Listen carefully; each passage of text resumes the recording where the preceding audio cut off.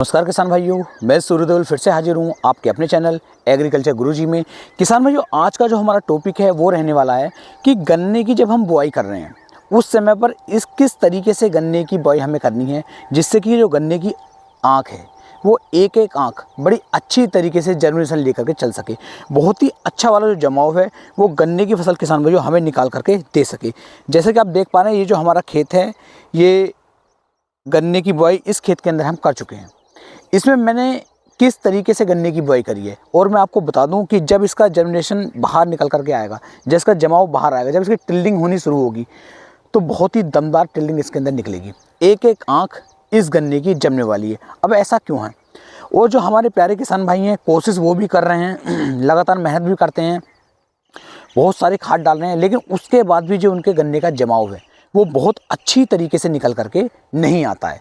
तो आखिरकार किसान भाई क्या गलती कर देते हैं और मैं ऐसे क्या कार्य कर रहा हूँ कि जमाव गन्ने का बहुत ही शानदार देखने को मिल जाता है। तो बहुत सारे अंतर नहीं है, आपकी बुआई में और हमारी बुआई में कोई ज़्यादा अंतर नहीं आता। और मैं ये नहीं कह रहा कि सभी किसान भाइयों के साथ ऐसा हो रहा है, लेकिन फिर भी लगभग 20 से 25% जो किसान भाई हैं उनके साथ यही दिक्कत आती है कि कोशिश पूरी करते हैं, लागत पूरी लगाते हैं, लेकिन उसके बाद भी जमाव अच्छे से नहीं आता है। तो जितनी भी बातें हैं, ये 5 से लेकर 6 बिंदु ऐसे रहेंगे जो मैं आपको इस वीडियो में कवर करके दूंगा। सारी डोज बताऊंगा, किस तरीके से आपको कौन सा काम कैसे कैसे करना है वो भी बताऊंगा। तो वीडियो को पूरा देखें जिससे कि आपको बेहतर जानकारी मिल सके। और वीडियो पसंद आए तो नीचे कमेंट सेक्शन में ज़रूर बताएं कि वीडियो में आपको क्या पसंद आया, और अगला जो हम वीडियो लेकर के आएँ वो किस टॉपिक पर लाएँ वो भी आप जानकारी नीचे दे सकते हो। चलिए शुरू करते हैं। सबसे पहले तो किसान भाइयों हमें देखना है कि हमारे खेत के अंदर यदि हम जुताई कर रहे हैं, जैसे पौधा गन्ने की बुआई हम करेंगे, हम खेत की जुताई कर रहे हैं, तो जुताई करते वक्त हमें ध्यान देना है कि खेत के अंदर घास ना बचे, खरपतवार नहीं बचने चाहिए।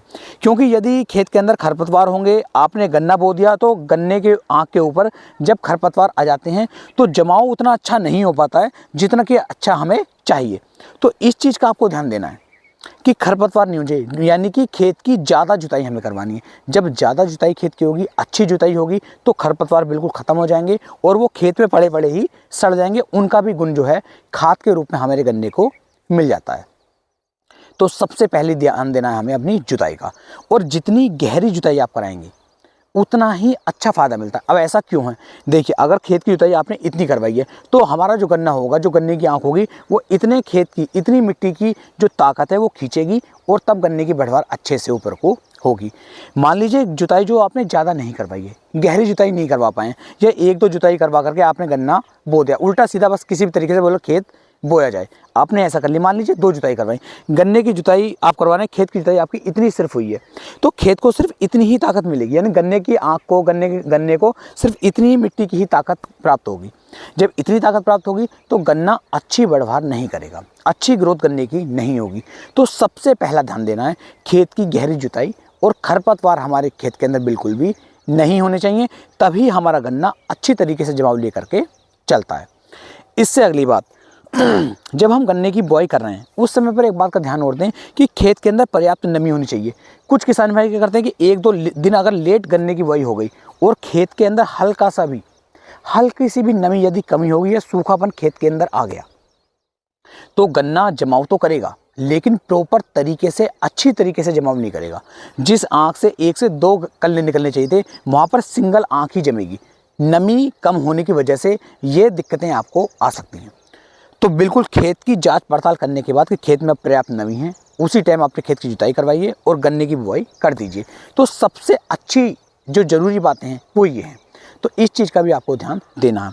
इसके अलावा किसान भाइयों हमें क्या करना है कि जो भी गन्ना हम इस समय पर बो रहे हैं उस गन्ने को आपको ध्यान देना है कि गन्ना हमारा अच्छी वैरायटी का हो। क्योंकि देखिए 0238 जो है पिछले काफ़ी समय से रोगों से ग्रस्त चल रहा है, बहुत सारे रोग उसके अंदर लग रहे हैं भाई, फंगस भी लग रही है, कीटों का अटैक भी हो रहा है। तो हमें काफ़ी बड़ा जो नुकसान है किसान भाइयों वो देखने को मिल जाता है। तो हमें 0238 की बुआई से थोड़ा सा बचना है। मैं ये नहीं कह रहा हूँ कि प्रॉपर ख़त्म कर दो, अगर कहीं कहीं पर 0238 अच्छी पैदावार दे रहा है तो वो बो भी सकते हैं, लेकिन फिर भी मैं कहूँगा कि आप इसे चेंज करें, किसी नई वैरायटी को लाएँ, अच्छी वैरायटी को लाएँ। वैरायटियाँ इस समय पर बहुत सारी आ रही हैं। जब आपने वैरायटी का चयन किसान भाइयों अच्छी तरीके से कर लिया है तो आपको देखना है कि बीज की जो हम कटाई कर रहे हैं, बीज की कटाई भी आपको ज़्यादा आँख की नहीं करनी है, 2 आँख या 3 आँख की ही पच्छी आपको काटनी है, 2 या 3 आँख का ही आपको बीज लेना है और उसकी बुआई खेत के अंदर करनी है। क्योंकि हमेशा ध्यान रखिए, छोटा बीज होगा तो अगर वो हमारा बीज का टुकड़ा ख़राब भी हो जाता है तो थोड़ी ही जगह ख़राब होगी खेत की, थोड़ी दूर में ही जर्मिनेशन नहीं होगा, तो उससे हमारे उत्पादन पर ज़्यादा असर नहीं पड़ता है। और यदि आपने जो बीज आप गिर रहे हैं उसकी आँख लगभग 4 से 5 आँख का बीज है, तो किसान भाइयों लंबी दूरी हमारे खेत की बेकार हो सकती है और फिर जमाव भी हमें कम देखने को मिलेगा, पैदावार में भी अंतर आ जाएगा। तो ये बारीक सी बात भी आपको देखनी है।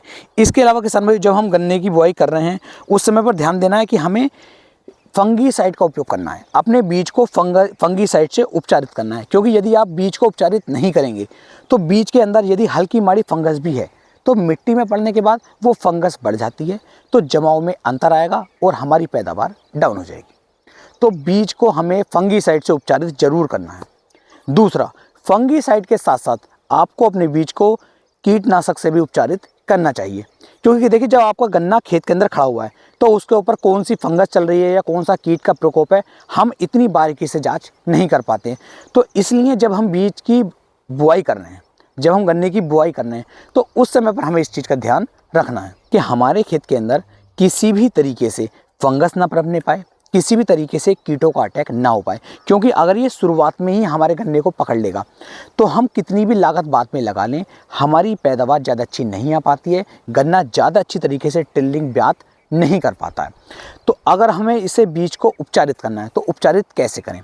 तो देखिए, एक तो तरीका ये होता है कि जैसे कार्बनडाजिम है, मैनकोजेब है, इनका आप घोल बना लीजिए ड्राम के अंदर और उसके अंदर 2 आँख की 3 आँख की पच्छी काट करके, बीज काट करके उसके अंदर आप डाल दीजिए लगभग 1 से 2 घंटे के लिए, 4 घंटे के लिए, और उसे निकाल करके आप खेत के अंदर बुआई कर दीजिए। बहुत बेस्ट तरीका है, लेकिन ये थोड़ा सा हार्ड पड़ता है, किसान भाई इससे परेशान हो जाते हैं क्योंकि ये टाइम बहुत लगाता है, तो किसान भाई इस काम को कर नहीं पाते हैं। तो आप इसके एवज में क्या कर सकते हैं? तो इसका तरीका ये है कि पूरे खेत के अंदर गन्ने की बुआई करने के बाद जो भी फंगीसाइड आप ले रहे हैं उस फंगीसाइड का स्प्रे अपने गन्ने की आँख के ऊपर कर दीजिए, गन्ने के बीज के ऊपर कर दीजिए। तो इससे क्या होगा कि जो भी फंगस उस पर लगी हुई होगी वो फंगस हट जाएगी और हमारे गन्ने के अंदर फंगस का अटैक नहीं हो पाएगा। इसी तरीके से कीटनाशक का भी आप कर सकते हैं। कीटनाशक और फंगीसाइड का दोनों का आप एक साथ घोल बना लीजिए और उस घोल को ही किसान भाइयों गन्ने की आँख के ऊपर आप स्प्रे करवा दीजिए। इससे भी बेस्ट रिजल्ट आपको देखने को मिलेगा और गन्ने के अंदर जमाव में कोई भी कमी देखने को नहीं मिलेगी। फंगीसाइड कौन सा ले सकते हैं? देखो, गन्ने के लिए बहुत सारे फंगीसाइड हैं, लेकिन मैं जो रिकमेंड करता हूँ और जो मैं खुद डालता हूँ, ऐसा नहीं कि मैं कुछ भी बता सकता हूँ, लेकिन जो मैं डाल रहा हूँ, तो भाई मैंने डलवाया थायोफिनेट मिथाइल 70% WP, पिछली वीडियो में मैं आपको बता चुका हूँ, और इसकी मात्रा मैंने 500 ग्राम प्रति एकड़ के हिसाब से ली है और इसका स्प्रे करवाया पच्छी के ऊपर, जिससे कि जमाव में कोई भी कमी ना आए। साथ में मैंने सीरा साकी का उपयोग किया जो इफ़को कंपनी की आ रही है। उसमें हमने क्या लिया है, उसकी मात्रा ली है मैंने 300 ग्राम। ये पूरा 1 एकड़ का खेत था और इसके अंदर मैंने 300 ग्राम की मात्रा डलवाई है, ओवरडोज डलवाई है। ओवरडोज डलवाने का मेरा मकसद क्या है, मैंने 1 एकड़ के अंदर 100 ग्राम सीरा साकी भी डलवा के देखी है, 200 ग्राम भी डलवाई थी पिछली बार और इस बार मैं 300 ग्राम डलवाई है। मैं ये देखना चाह रहा हूँ कि ये कितने लंबे टाइम पीरियड तक हमें अच्छा रिजल्ट निकाल करके दे सकती है, कि जिस दिन बुआई करी है उस बुआई से कितने दिन तक हमारे खेत के अंदर फंगस का और कीटों का अटैक नहीं आएगा।